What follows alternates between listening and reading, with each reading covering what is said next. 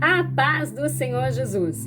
Aqui estou eu mais uma vez dando sequência aí nessa série de estudos falando sobre restauração. Talvez você já tenha assistido o vídeo anterior.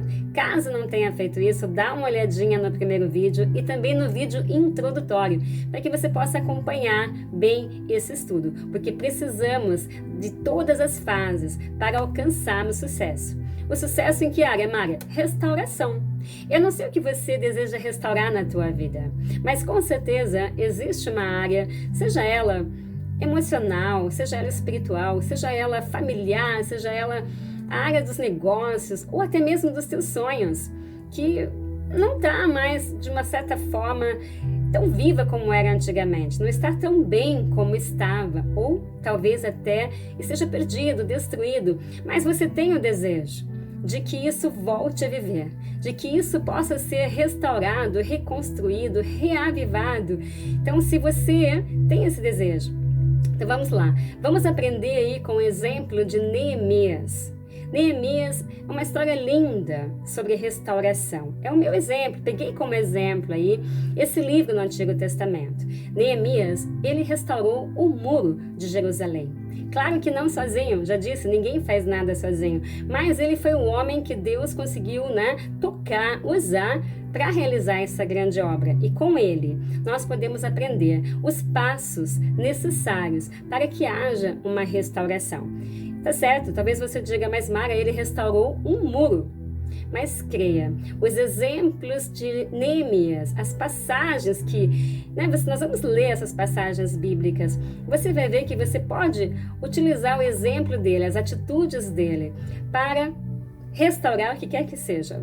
Vamos lá? Então vamos aprender juntos, porque esse ano é o ano da restauração. Reconstruir aquilo que outrora estava perdido, ou aparentemente perdido, porque eu digo sempre, ainda há esperança e tudo é possível àquele que crê, diz a Bíblia, diz a palavra de Deus. Então vamos lá, vamos estudar juntos. Como eu disse, dá uma olhadinha caso você tenha perdido aí a primeira fase, a primeira atitude de Neemias, nós já falamos a respeito dela. Hoje nós vamos entrar na atitude de número 2, ou na fase número 2 de Neemias. Só recordando um pouquinho, sabemos que a primeira fase eu dei o nome de se importar com a situação. Ou seja, para que algo venha a ser restaurado, tem que ter a nossa atenção. Temos que parar, temos que nos deixar tocar, temos que observar, aquilo precisa mexer conosco. Tem que abalar os nossos sentimentos, porque se não tivermos observação, se não olharmos, se não nos deixarmos tocar, então aquilo também dificilmente virá aí a ser reconstruído e restaurado. Então é para essa série de vídeos, é para você que realmente deseja restaurar alguma área, algo na tua vida, tá bom? Então a primeira fase que Neemias me mostra é essa, ele se importou com a situação. Só recordando mais uma vez o que aconteceu. Neemias, ele pergunta para os seus irmãos que estavam vindo de viagem ali, recentemente haviam estado em Jerusalém. E Neemias pergunta, como vai o nosso povo? Como vai a nossa cidade? E ele fica sabendo que a situação era caótica, era muito triste. O muro havia sido derrubado, as portas haviam sido queimadas, o povo estava sofrendo humilhações. E quando Neemias ouviu esse comentário, isso mexeu com ele. Por isso que eu digo, a primeira fase é mexer, se deixar tocar por aquilo que precisa ser restaurado, que você pretende restaurar. Então, Neemias, ele se sentiu tocado, abalado, aquilo o entristeceu.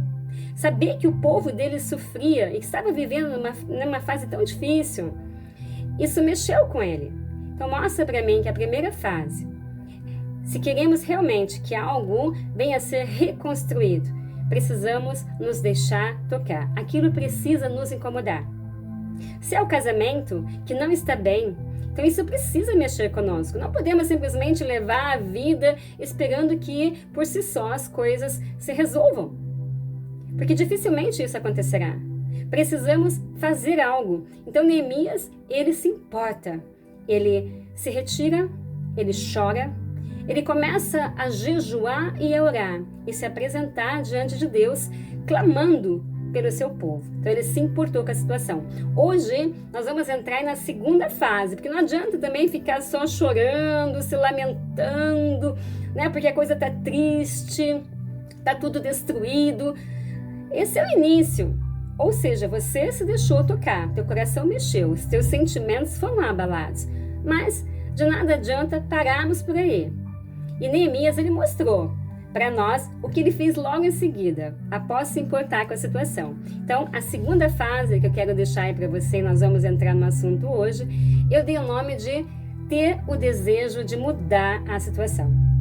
Ou seja, primeiro você olha e observa, se questiona, e logo em seguida você tem que ter esse desejo de mudar aquela situação. Ou seja, eu vou fazer algo. Não vai ficar como está. Então essa é a segunda fase, você tem o desejo de mudar a situação. E eu gostaria de ler com você até alguns versos, do 5 até o 11 do capítulo 1, para você entender o que Neemias fez, porque são as atitudes que ele tomou que eu quero que você aprenda, que eu aprenda, para que nós possamos colocar em prática também. Vamos lá? Eu vou ler aqui com você. Então, primeiro capítulo de Neemias, a partir do verso 5. Ali lemos assim: Então eu disse, Neemias, Senhor, Deus dos céus, Deus grande e temível, fiel à aliança e misericordioso com os que te amam e obedecem aos teus mandamentos.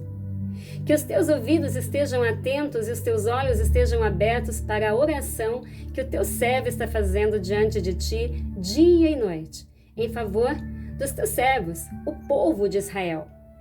Confesso os pecados que nós, os israelitas, temos cometido contra ti. Sim, eu e o meu povo temos pecado. Agimos de forma corrupta e vergonhosa contra ti. Não temos obedecido aos mandamentos, aos decretos e às leis que destes ao teu servo Moisés. Lembra-te agora do que dissestes a Moisés, teu servo. Se vocês forem infiéis, eu os espalharei entre as nações. Mas, se voltarem para mim, obedecerem aos meus mandamentos e puserem eles em prática, mesmo que vocês estejam espalhados pelos lugares mais distantes debaixo do céu, de lá eu os reunirei e os trarei para o lugar que escolhi para estabelecer o meu nome. Estes são os teus servos e teu povo. Tu os resgatastes com o teu grande poder e com o teu braço forte. Senhor, que os teus ouvidos estejam atentos à oração deste teu servo e à oração dos teus servos que têm prazer em temer o teu nome. Faze com que hoje este teu servo seja bem-sucedido, concedendo-lhe a benevolência deste homem. Nesta época, eu era o copeiro do rei. Analisando que isso é uma oração, Neemias ele ora desta forma. E é a forma que também nos ensina a lembrarmos das promessas de Deus, mas também não esquecermos o porquê passamos pelo que passamos ou vivemos o que estamos vivendo aqui nessa história, e também serve para a nossa vida. É claro que o povo de Deus estava passando por um momento difícil, mas não podemos esquecer que eles também haviam desobedecido o Senhor. E Neemias, na sua oração, ele deixa bem claro: erramos, Senhor, mas Tu é misericordioso, perdoa-nos. Então, eu acho assim que é importante que nós reconheçamos que quando passamos por um deserto, ou quando algo na nossa vida é destruído, nem sempre somos vítimas da situação. E Neemias, ele encara de uma maneira bem prática e sincera. Ele diz: pecamos. Tu já havias nos falado que se fizéssemos tais e tais coisas, iríamos sofrer consequências. Então, eu acho que é importante que nós também tenhamos essa consciência, não fiquemos somente se lamentando pelo que foi desandado, destruído, mas também possamos analisar que muitas vezes temos participação daquilo.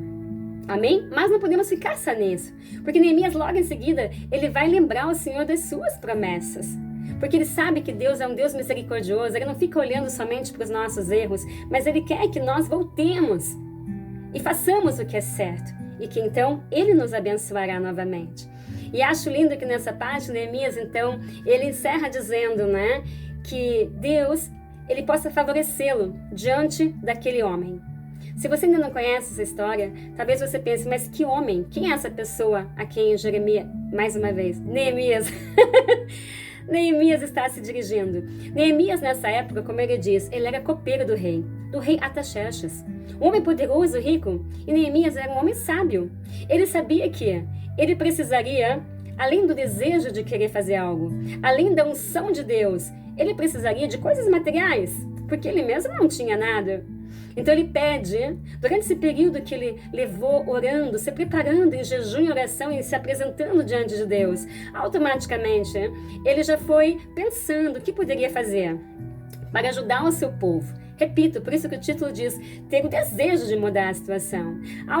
Automaticamente ele chegou à conclusão que ele precisaria da ajuda financeira, material de alguém. E ele servia como copeiro do rei. O rei teria condições de ajudá-lo, mas para isso ele precisaria das mãos de Deus, porque só Deus para mover um coração, né, como o de um rei, para ajudar Neemias. E ele pede: ajuda-me, Senhor. Me dá essa benevolência, faz com que este homem, o rei, se sinta tocado com as minhas palavras e venha me ajudar. Ou seja, ele já tinha algo em mente. Amém? Então é isso que eu gostaria de deixar para você nesse dia. Essa atitude de Neemias que tem que ser a minha e a tua atitude. Um desejo sincero, usando também a nossa inteligência, né, o nosso tempo, nos dedicando para fazermos algo. Neemias, ele ora, ele jejua, ele busca a face do Senhor e começa a pensar, se preocupar como resolver essa situação. Então, ele foi com certeza inspirado por Deus e ele pensou: eu preciso de recursos, eu preciso de ajuda. Senhor, abençoa-me, dando-me, favorecendo-me diante do rei. Então essa é a nossa segunda atitude. Que nós tenhamos esse desejo sincero de mudar aquilo que está destruído. E que nós começamos a pensar qual é o meio, o que podemos fazer. Com certeza, Deus, buscando-o, nós vamos ter a inspiração correta. Neemias recebeu. Ele sabia: eu preciso vir ao rei. Eu preciso da ajuda deste homem. Mas para me dirigir a ele, porque poderia custar sua própria vida. Ninguém poderia chegar diante do rei e começar a conversar com o rei e pedir ajuda. Então esse é o momento do impossível, porque nós fazemos o possível. Orar, jejuar, buscar a face de Deus, começar a pensar, porque somos seres racionais, temos como raciocinar o que poderíamos fazer, o que está ao nosso alcance. Isso ele fez, mas agora vem a mão de Deus. Neemias sabia: minha parte eu vou fazer, eu vou me colocar diante do rei, eu vou me humilhar, eu vou pedir, eu sei que ele pode, mas tu, Senhor, precisa me abençoar e tocar no rei, para que ele conceda aquilo que eu vou pedir a ele. Amém? Então é esse aí, eu não queria passar muito tempo, já estamos com 13 minutos, eu vou encerrar por aqui. Essa é a segunda fase, a segunda atitude que eu e você precisamos ter, aprendendo com Neemias, ter o desejo sincero de mudar aquilo, né, que outrora foi destruído, para que haja a restauração. Vamos desejar, vamos lutar com aquilo que podemos, vamos fazer a nossa parte, tendo a certeza que Deus fará a parte dele. Amém? Um beijo no teu coração, espero que você tenha gostado. Se você gostou, indica esse vídeo, compartilhe esse vídeo, vamos fazer com que os nossos sonhos voltem a viver, os nossos problemas venham desaparecer e que aquilo que estava destruído venha a ser reconstruído nesse ano de 2022. Amém? Fica aí um beijo no teu coração, a paz do Senhor Jesus e até o próximo vídeo.